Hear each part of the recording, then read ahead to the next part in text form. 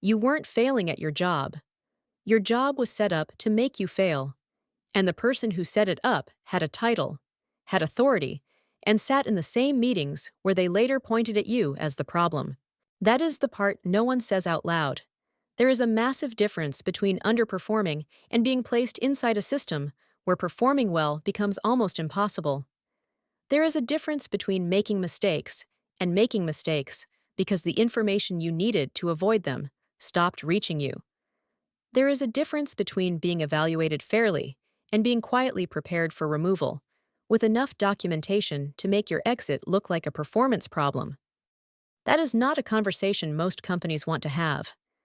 But it is exactly the conversation this channel exists to have. If you have ever walked out of a performance review thinking you did everything right and still somehow left feeling punished, this video is speaking directly to you. Not to comfort you. To name what happened. Because what you experienced has a name, it has a logic, and it follows a pattern that shows up in companies of every size, with different people involved, but the same structure underneath. It is called the setup to fail syndrome, and it is far more common than any HR department will ever admit. Subscribe and turn on the bell, not just so you do not miss a video, but so you stop moving through your career without seeing the game being played around you. What looks like your problem? It almost never starts with open hostility. It starts with a shift in tone so subtle that you wonder if you imagined it. Your boss starts reviewing your work more often than before. Meetings you used to be included in start happening without you. Or you show up and realize there was already a conversation before the meeting, and the real decisions have already been made. Assignments that used to come with context now arrive with nothing but a deadline. You are not being supported. You are being made to operate in a vacuum. And then the mistakes begin. Not big mistakes, small ones, but just enough for someone to point them out in front of the team. Those mistakes are not proof that your competence changed. They are proof that the flow of information you needed to do your job well was interrupted. This has been documented in research on management dynamics.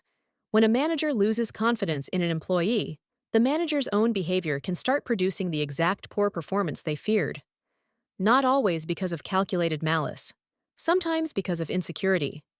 Sometimes because someone above that manager has already made a decision, and now the manager is simply building the story that will justify it. So you work harder, you try harder, you question yourself more, and the problem still does not go away because the problem was never you. The 5 tactics they do not teach in any management manual. The first tactic is moving the goalpost. You hit the target, and suddenly the target moves. There is no real acknowledgement of what you achieved, only a sharper focus on what is still missing. The goal was never meant to stay fixed. It was designed to remain just out of reach. And that design is not accidental. It is useful. The second tactic is selective visibility. Your mistakes are discussed in front of the entire team. Your wins are left out of the rooms where it would actually matter for people to hear them. No one calls it sabotage. They call it management. But the effect on your reputation is cumulative, quiet, and extremely hard to reverse once it has been happening for months. The third tactic is resource starvation. You are given responsibility without authority, outcomes without budget, expectations without support. And when the result does not happen, the conversation becomes about your ability to execute. The conversation is never about the conditions you were forced to execute under. If any of these first 3 situations felt familiar, stay with me, because the next 2 are the hardest to recognize while they are happening. The fourth tactic is the impossible standard. Your colleagues operate under one set of rules. You operate under a stricter, unwritten version that no one will admit exists, but everyone somehow applies when they evaluate your work. You feel it in every piece of feedback, in every meeting, in every comparison your boss makes out loud. The fifth tactic is building the file. Suddenly, everything needs to be documented. Every small delay triggers a formal email. Every conversation that used to happen verbally now gets put in writing. Not because the company suddenly became more organized, because someone is building the file that will justify a decision that has already been made. You are being managed out before you even realize it. 5 tactics, 1 purpose: to make you look like the problem when the problem is the system. Why the most dedicated people are the easiest to trap. Now that you have names for what is happening around you, it is worth asking why certain people stay trapped in this dynamic for so long without seeing it clearly. The answer, almost always, is tied to the exact qualities that make them valuable. High-performing professionals internalize criticism. When something goes wrong, their first instinct is not to question the environment. It is to question themselves. They work harder when things get difficult. They do not create noise. They do not complain. They endure. And the more they endure, the more useful they become to the system that is draining them. You know exactly what I mean. That feeling that if you just try a little harder, if you just prove yourself clearly enough, if you just show them what you can do, something will finally change. But it does not change. Because the problem was not your effort. It was the structure around you. The same professional conscience that once made you stand out becomes the tool the system uses against you. Because while you keep trying to solve something that cannot be solved from your position, the story about you keeps being written in only one direction. It feels personal. It feels like this one person simply does not value you. But what is really happening is structural. You are not necessarily the target of some irrational hatred. You are the point of least resistance inside a power dynamic that existed before you arrived and will continue after you leave. That does not make it less painful, but it does make it easier to read, and being able to read it is the first step toward protecting yourself. What changes when you stop blaming yourself? The first sign that your understanding of the system has changed is that you stop trying to convince that person and start building evidence of your own work for yourself, not as an act of war, as an act of clarity. You keep records of your results, your communications, and the goals that were set in conversations, not to prove anything today, but to have a factual baseline when the company's version of events starts drifting away from reality. And in this dynamic, that moment always comes. The second sign is that you start building visibility outside the reach of your direct manager. In structures where one person controls what others see about you, real protection comes from having your work known by people who do not rely on that person's narrative to evaluate you. The third sign is that you stop treating ambiguity as if it were your responsibility to fix it.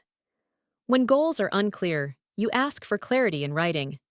Because what is not written down does not exist when you need it. And what stays ambiguous will almost always be interpreted against you. These three signs have one thing in common. They give you back authorship over your own professional story. And in an environment where someone else is building a narrative about you, that is exactly what you need to recover. But recovering your individual narrative is only part of it. You also need to understand why the system you are operating in has no real incentive to change. That is the final layer, and it is the most important one. What the system does not want you to know. A manager who sets this dynamic in motion does not only damage you, they damage the team, weaken the culture, and create the exact type of result they will later use to justify their own behavior. Think about the last time you watched someone leave a company after months of a process everyone could tell was unfair. The official message said restructuring, or role fit, or a change in direction, and everyone on the floor knew exactly what had happened. But no one said it, because saying it came with a cost. And the system works precisely because that cost exists. Companies have no real incentive to name this dynamic, because naming it would mean holding management accountable. It would mean questioning someone who, at that moment, has more political capital than you do. It is easier to conclude that the employee was the problem. It is cleaner. It is more convenient. And the employee, exhausted and discredited, rarely has the energy to build an alternative narrative at the exact moment when they need one most. It looks like disorganization, but very often it is institutional convenience, working exactly as intended. The first way to protect yourself is not to complain louder. It is to understand the logic. Because once you understand why the system works this way, you stop wasting energy trying to prove something to people who have already decided what they are going to see, and you start building what actually protects you. Visibility in the right places, records of your own work, and a professional narrative that exists independently of the one someone else tried to build around you. If this video describes something you went through, something you are living through right now, or something you could never quite name until today, then this channel exists for you. We do not talk about motivation here. We talk about real understanding, about reading the system clearly and learning how to move inside it with more intelligence and less exhaustion. Like this video if something you heard finally put words to something you already knew but could not explain. Subscribe if you do not want to keep walking into professional environments without understanding what is really at stake. And turn on the bell, because the next videos on this channel are exactly the kind of conversations no one has at the office, but everyone needs to hear at least once. The system may not change, but the person operating inside it without understanding its rules no longer has to be you.